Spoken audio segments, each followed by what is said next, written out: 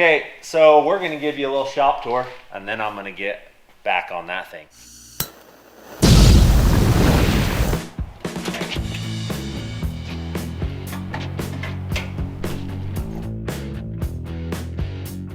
I was working out of the garage up to the house. I had that blue toolbox and that red toolbox.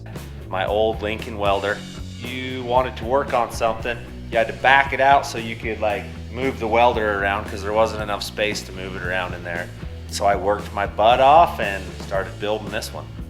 Yeah, we built a shop and here we are. So we got lots of stuff. It's a lot of leftover stuff that people didn't want and I put it in my shop. So we'll start right here with the good old wood stove. This is actually a boiler that came out of our old town office. My neighbor snagged it and had it in his yard forever, and I got it from him and built a wood stove out of it. So it's got the fire brick in it originally. This is where you take the ashes out down here, stack it clear full of wood. Then it's got an oil dripper for used motor oil so you can recycle it and get rid of it, which is pretty awesome. Keeps you warm, you don't have to do anything with it. So when we were building the shop, I knew I wanted a crane. That is a 2-ton truck rear end down there, buried in the concrete. So I dug a giant hole right here and set the rear end down in it. And I welded a piece of I-beam off of this I-beam over to it to center it and everything. And then I built my crane on top of that. So it's a 2-ton truck bearing that this all pivots on, spins around 360 degrees, and I can stack my motors up on my loft. And I also put these 6-inch I-beams in the floor with D-rings on them, as you can see, so I can straighten cars. It has a sweet little brake system that we came up with. It's got an air can off of a semi-truck. So you air it up, takes the brakes off. You can swing it around. Then this will swing towards the end of it. Lift anything you need in the shop. When you get it where you want it, you just take the air off and it'll stay right there. My loft is recycled. These are trailer tongues off of a manufactured home. So I saved them up for a few years because I knew I wanted to do this. The job I currently have, I get to travel all over the place. So as I was traveling around, anytime I'd see one of these, I'd pick it up. I work for a telephone company, so I climb poles, I do a whole bunch of that stuff. I do a lot of underground buried work. Underneath is supported by spools, stuff that was getting thrown away at work that our conduit would come on. And the boards that are on top of it are actually my form boards from pouring the cement for this pad. You've all have seen my lathe already. This had a few upgrades since people have probably really seen it last. I got these sweet little oil drippers. I put them on.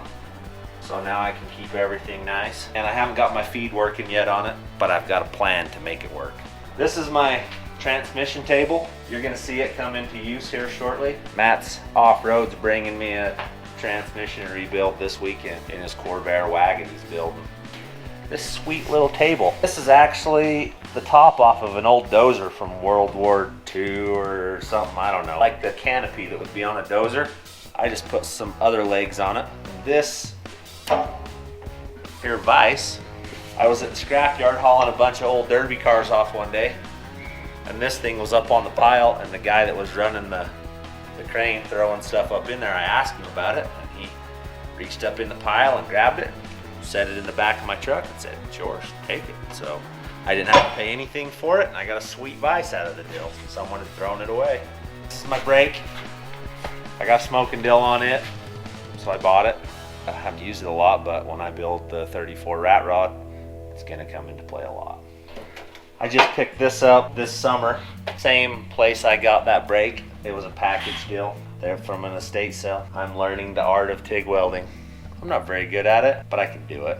I'll get it figured out. Just practice. One of these chairs is Papa Dar's favorite nap chair.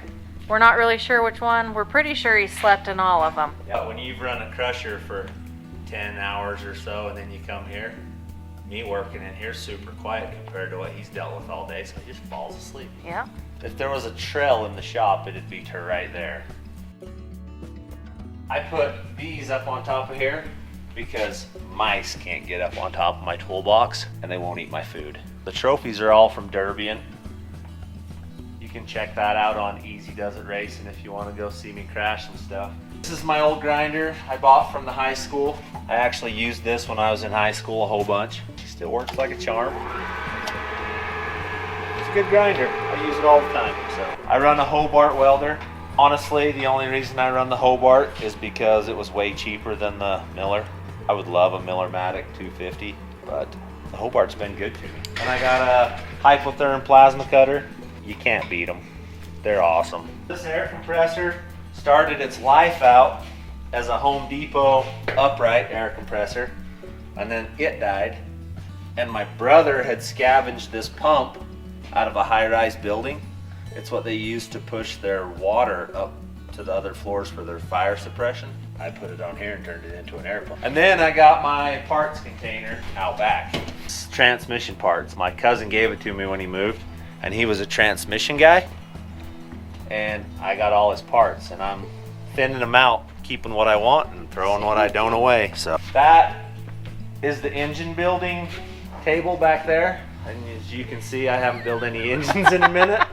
This is the big block that's going in the 65 four-wheel drive build. That's just a random 327. That's the 5.3 that's going in the rock crawler. That's just a 6.0 block laying up there that will go in something one day. And a bunch of engine random parts kicking around. People are requesting to see those elk antlers up there. All right. Bum, bum, Some bum. elk horns stashed in the corner. That's this year's.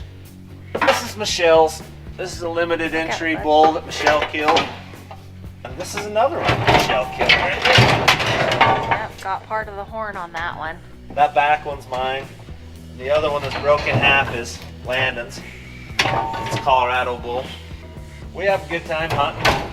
We don't go to the store to buy our meat. We get it ourselves. There's some small block Chevys in here.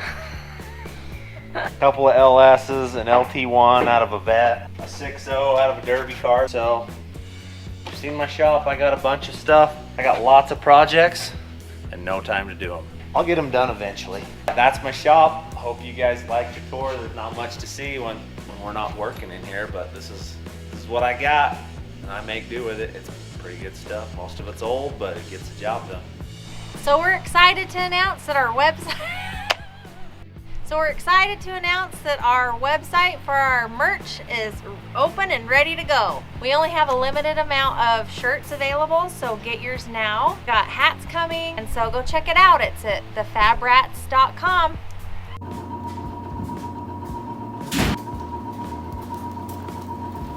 You keep the home fires burning.